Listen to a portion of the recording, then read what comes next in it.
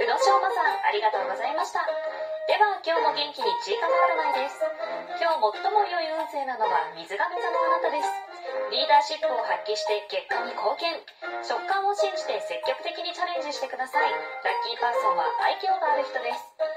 5位のいて座の人はやりたいことを貫いて充実、買い物してリフレッシュしましょう。